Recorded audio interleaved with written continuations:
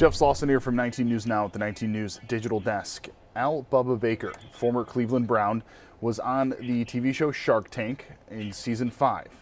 He entered into an agreement with Daymond John, who is one of the Shark Tank investors, for his company Bubba's Boneless Ribs. And from there, according to Baker, things kind of got worse for them. They entered into an agreement on the show for $300,000 for a 30% stake in the company for John that, according to a lawsuit, changed after the verbal agreement was done. And from there, according to Baker and according to his daughter Brittany, the company's earnings are not being shared with the company's founders who own a majority of the company. They have been very vocal on social media. There was a Los Angeles Times article that was posted on related to this, and that kind of blew the door open for all of this. Before we get to my conversation with Al Baker and his daughter, I want to play for you the response that was given from Daymond John on his TikTok account regarding this. They have since filed a lawsuit against the Bakers for a restraining order, telling them that they can no longer speak publicly about this because they are violating a agreement that they had, a non-disclosure agreement. Essentially, this is a confidentiality agreement. But before we get to there, I just want to play for you the response from John. We did reach out to his representation, have not heard back yet, but this is courtesy of his TikTok account, a statement that he sent out regarding the potential lawsuits that they're facing and the current ongoing legislation. Video to address this LA Times article that Al Bubba Baker and Brittany Baker intentionally broke their confidentiality and put out and shopped to this reporter. And at best, it's not true, and that's me being kind. Now, the reason I'm doing this is because I want you to always stand up for yourself, no matter what position you get in life, just like I am. Don't sit back and think, oh, the truth is going to set us free because I have the truth, but I'm under confidentiality and I can't put the truth out there in detail. But public opinion also could potentially affect your family, your loved ones, the people that have worked on this project and invested in it. When your family's out there and because of public opinion, these people now, after the LA Times article is out, they're online damn near harassing me at this point and putting up a lot of falsities, and I will not stand for that. I'm always going to stand up for myself. Now, let me tell you about the story. The journalist, I believe the underlying issue here is, did not understand business as well as I think that, or I would have liked her to. So I'm disappointed in the fact that it's a flawed interview, false narratives, but I respect journalists. I respect the LA Times, and I think we definitely need them. But here's the basic way to say it. Shark Tank is like shopping for a house. You see a house, you go, check it out, put a bid on it, you do your engineer report, and then you basically go back and put the appropriate bit, adjusting it, right? It's the same thing on the tank. We don't know these people before. We don't have any information. They do the best that they can. They shop a pitch. They don't say what's wrong with anything, of course. And we then evaluate it at the end and come up with an accurate agreement. So here's the deal. You do not buy a house off of a picture, and I don't buy a company off of just a pitch. That is basically it. But I have a confidentiality. I cannot put out all the details to show you how the deal actually went over the last 10 years. But not every partner is going to be great. That's going to happen. How come I haven't had any of these things where you hear me talking about Shark Tank partners in the past that may have stumbled or fall, that didn't do well? Because I don't want to hurt people, because my job is to uplift people. I have been given an amazing opportunity to uplift people. And over my 30 years in business, employing thousands of people, investing in hundreds of companies, coming out with books where it's about empowering yourself. Even my newest one, where it's about empowering our children, giving money to struggling black businesses on Black Entrepreneurs Day. I am all about empowerment. I'm not going to allow these people to stain myself as well as the great institution of Shark Tank. Now, by the way, I was fully transparent. This reporter called with 40 different questions, and I answered those 40 questions. Now, I could have just sent a cease and desist and said, stop, you guys are already violating your agreement, but I didn't. I was hoping that the truth would come out. Anyway, always stand up for yourself. Don't try to be the nice guy or the nice girl in the room sitting back thinking the truth will set you free. When people are putting out lies, stand up and defend yourself. I always will defend myself, and always defend yourself. Peace. So that is what John said related to this ongoing situation here. We spoke with the two founders of the company in this, Al Baker and his daughter Brittany. Play that interview for you now. Started out on the streets of with catering, streets of Avon, and then we eventually opened a restaurant. And my daughter and I came up with this wonderful idea of how to remove the bones from a slab of ribs. And then my daughter, who was a big fan of Shark Tank, found that, brought it to me and said, you know, Dad, I think we should go on there for marketing and for money, and the purpose for, you know, gaining capital, because that was a hard thing for us to do back around 2012. We had just come out of a bad economy. So it was my daughter who always is the one that's always thinking out of the box. And she brought that to us, and then we started the process, and that's how we landed on Shark Tank. So what was the experience like from when the offer came in on Shark Tank to now? What has that been like, and what exactly has taken place that has ultimately led to this point? Well, you want to start that, Britt, and then I'll come in. Sure. We were super excited to go on Shark Tank. Shark Tank was a dream of mine.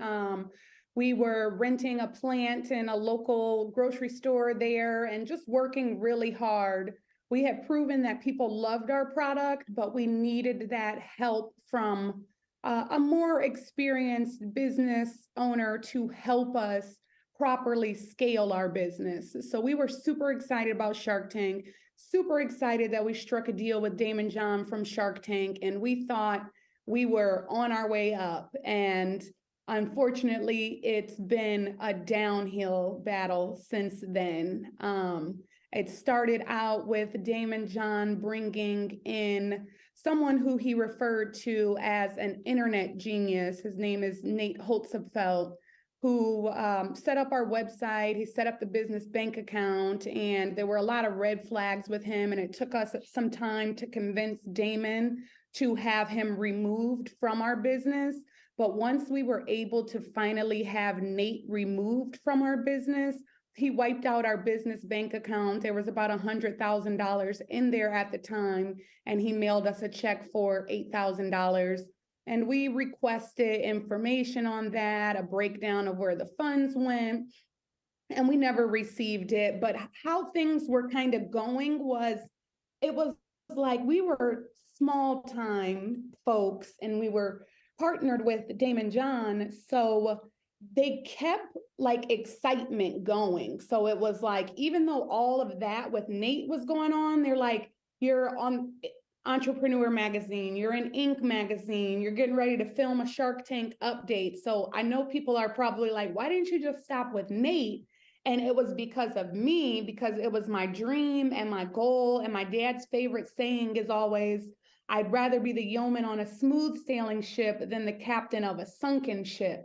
So I'm thinking to myself that even though these negative things have taken place, we have a smooth sail. It's going to eventually become that smooth sailing ship. And then I'm thinking, as a dad, I'm thinking, hey, keep your mouth shut. Don't mess this up, because, you know, that was my role. And, you know, I was quite proud of the fact that Daymond John saw enough in our product that he came on board. And it was kind of like my daughter was bringing home somebody, even though it wasn't a boyfriend type thing. My daughter was bringing home somebody for me to approve. And of course, I approved of him. I was really impressed. You know, I was thinking this guy's going to take us. And we always felt like, as bakers, we wanted to be the kind of company that made a difference, like in Avon and the surrounding, you know, communities. And that just didn't happen. Right. I mean, it's the idea here that you could expand your brand, your product, everything from outside of Northeast Ohio, outside of Ohio, and who knows where the potential could have been. Absolutely. I mean, what is the reality like now, at least where you are at this point, with that kind of not happening? We're in court today. I mean, we've been in court for 2 days. And it's just, my daughter said it on a social media post on Bubba's Cute Food Trucks. It's been a nightmare. I can't put it any more succinctly. You know, it has been, we've been in court in 2019. We're back in court. And, you know, what we're just trying to do is we're trying to share, and we're fighting Goliath, but we're bakers. We never give up. And right now, what they're trying to do is make us take down her social media post. And we're not the only victims. I mean, if you read the article in LA Times, it came out in April 18th, Thursday, April 18th. May. The article, it was May 18th. And it clearly explained, but there was 2 or 3 other companies in that article. And my daughter's social media post followed the article exactly. And she was posting up and she was showing everything exactly as they were discrediting us. She was showing things and classy, no swear words. And so that's what the big fight is about now. They want to try to make us take down. And as you know, social media posts are copyrighted and immediately they are intellectual properties. You understand what I'm saying? When you post something on social media, it's copyrighted and you own it. So that goes beyond the court. That becomes a matter of the Constitution. In 1948, it's the freedom of the press. We're members of the press. We have podcasts ourselves. And so that's what we're fighting for. We're fighting to say, no, we get the right to tell the public about what our experience is. Their side is saying, oh, you got all these confidentiality agreements, and they breached the confidentiality agreement. We didn't hear from them for 8 months, and they were going off and doing their thing. And so about 5 months into it, we started to have this conversation with the LA Times, as well as this guy, Nate Hotzefeld, is up in Utah facing 15 felony charges and 5 misdemeanors. One of his charges is corporate fraud, lascivious act is the other ones.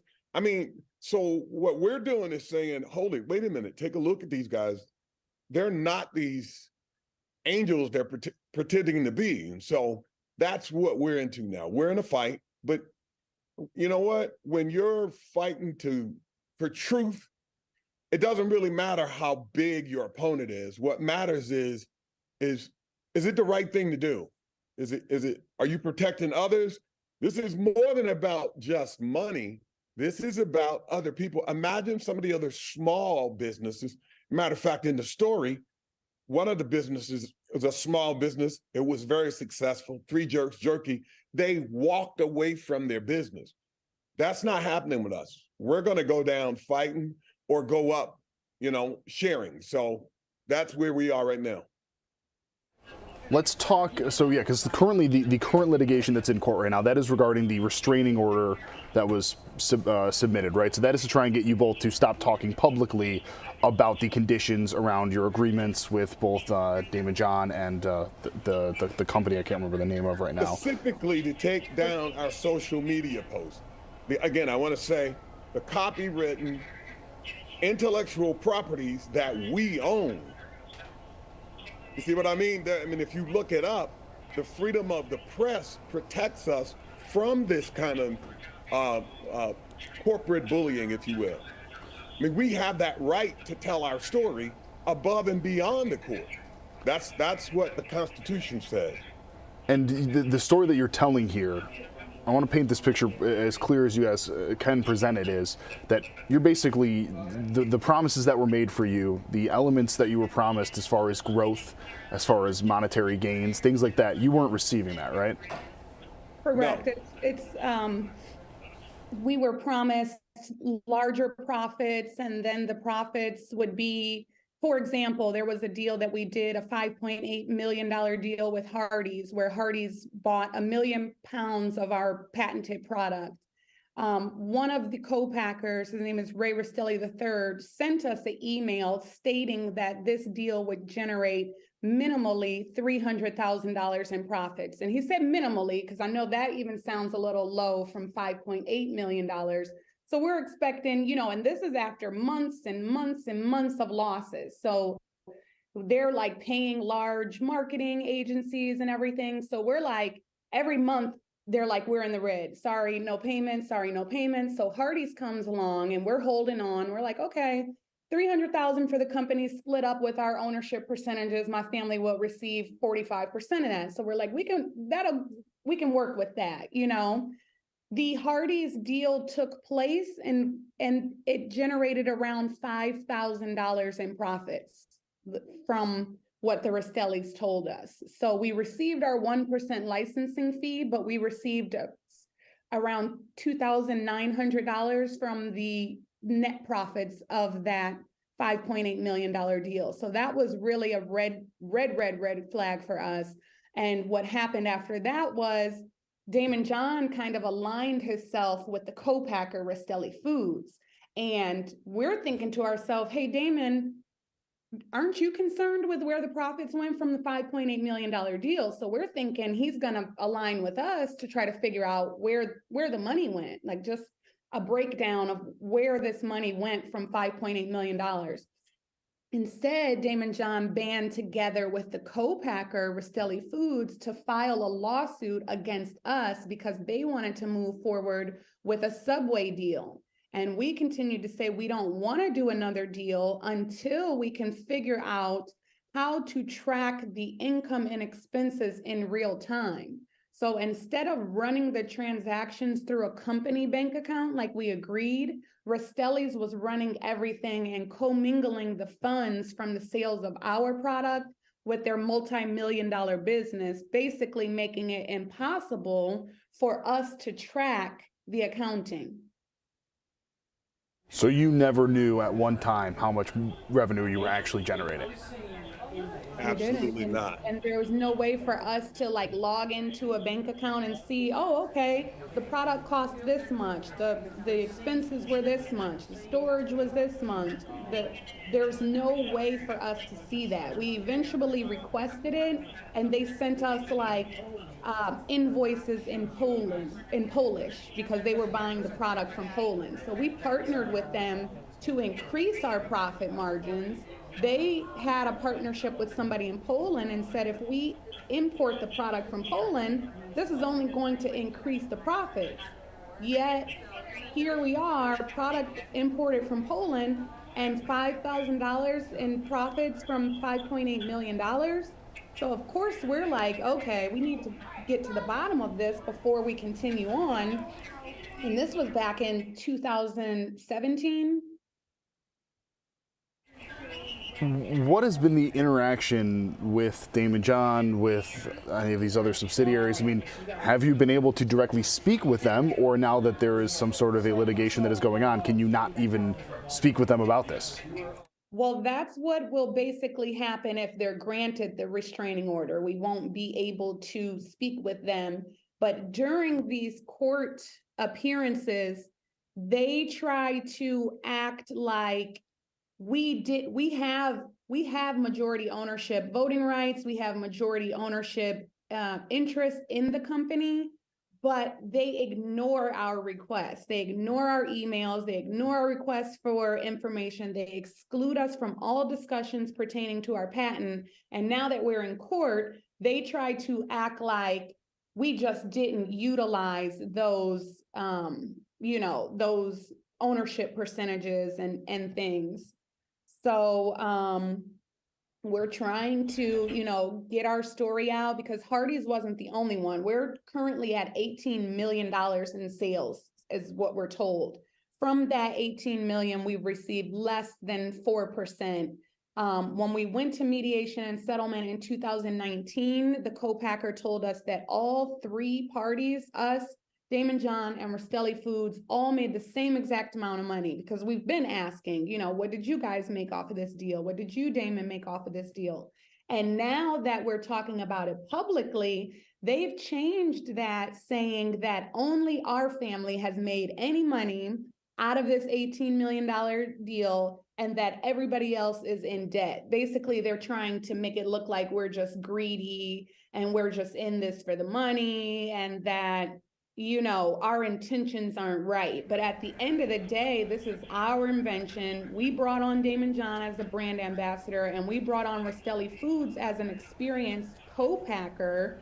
And this is not what what we expected. We didn't expect our co-packer and our brand ambassador to band together to try to push us out of our own company and take control of a patent that we still own.